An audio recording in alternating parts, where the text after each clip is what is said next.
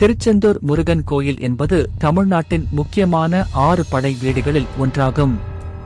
இக்கோயிலின் தல வரலாறு பழமையானது மற்றும் பல புராண கதைகளுடன் இணைக்கப்பட்டுள்ளது. திருச்செந்தூர் முருகன் சூரபன்மன் எனும் அசுரனை வதம் செய்த தலமாக கருதப்படுகிறது. சூரபன்மன் தன்னை எந்த ஆயுதத்தாலும் வெல்ல முடியாது என்கிற அறம் பொருந்தாத அகந்தையுடன் இருந்தான். இதனால் முருகன் அவனை வேல் கொண்டு சம்ஹாரம் செய்தார். முருகன் பார்வதி தேவியின் அழகிய முகத்திலிருந்து தோன்றிய அழகிய குழந்தையாக கருதப்படுகிறார். இவர் 6 காப்புக்காரர்களால் வளர்க்கப்பட்டு பின்னர் சூரபன்மன் வதத்திற்காக பூமியில் அவதரித்தார்.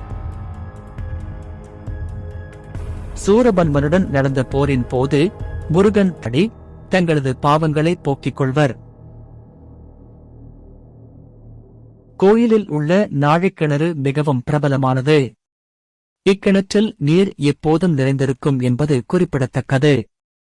திருச்செந்தூர் முருகன் பிள்ளைத்தமிழ் மிகவும் பிரபலமானது. இக்கோயிலில் நடைபெறும் கள்ளர் வெட்டு திருவிழா மிகவும் பிரபலமானது. திருச்செந்தூர் முருகன் கோயில் தல வரலாறு மிகவும் பழமையானது மற்றும் பல புராண கதைகளுடன் இணைக்கப்பட்டுள்ளது.